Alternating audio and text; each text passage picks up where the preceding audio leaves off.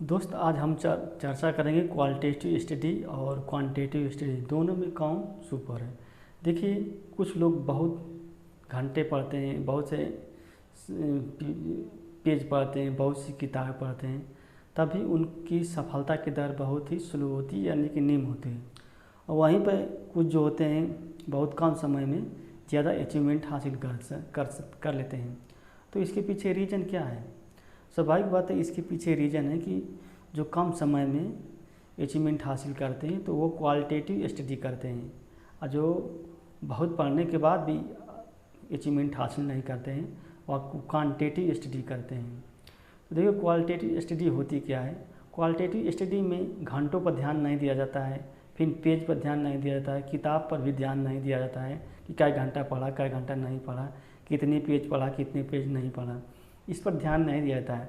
सिर्फ इस पर ध्यान दिया जाता है कि जो इन्होंने पढ़ा वो कितना ही डीप से पढ़ा और उसको समझ में आया कि नहीं समझ में आया, इस पर ध्यान दिया जाता है। और फिर उसका मूल्यांकन किया जाता है हर एक एंगल से कि हमने जो चीज़ पढ़ा है वो लॉन्ग पीरियड तक रहेगी कि नहीं रहेगी, इसका क्या एप्लीकेशन है ज़िंदगी में, इसकी वैल्यू क्या है, इसकी डिमांड क्या है, ये कहाँ तक हमारे सफलताओं में योगदान कर सकता है, इस पर ध्यान दिया जाता है। वहीं जो क्वांटिटेटिव में होता है, क्वांटिटेटिव स्टडी में, तो देखिए क्वांटिटेटिव स्टडी में सिर्फ घंटों पर ध्यान दिया जाता है कि अरे हमने तो 10 घंटा पढ़ लिया है, 12 घंटा पढ़ लिया है, ये किताब ले आकर पढ़ लिया, वो किताब ले आकर पढ़ लिया, ये किताब पढ़ लिया, और मैंने इतने पेज पढ़ लिया एक दिन में, 1 घंटे में, इस पर ध्यान दिया जाता है। यानी कि सिर्फ ओनली वन मात्रा पर ध्यान दिया जाता है, गुणवत्ता पर उस पर ध्यान नहीं दिया जाता है। और उसको व्यक्ति जो विद्यार्थी होता है, जब वह क्वांटिटी मोड में पढ़ता है तो उसको बहुत ही संतोष होता है कि चलो मैंने तो 10 घंटा पढ़ लिया, जबकि वो मेन पहलू होता है उसको क्या है, नेगलेक्ट कर देता है।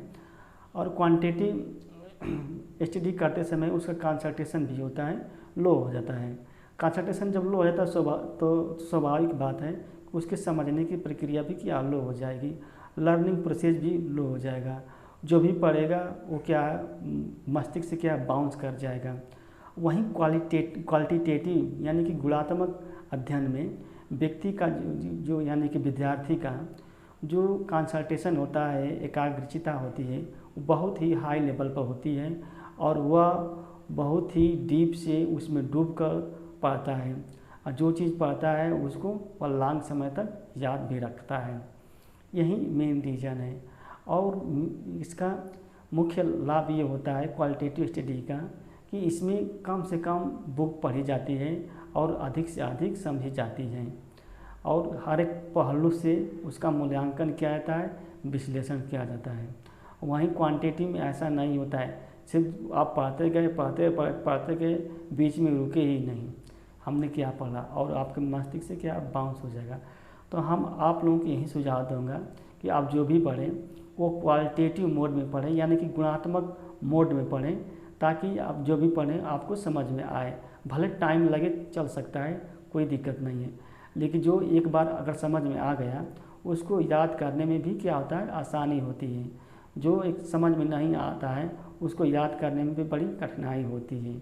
इसलिए क्वालिटेटिव मोड में पढ़िए, क्वांटिटेटिव मोड में नहीं दोस्तों।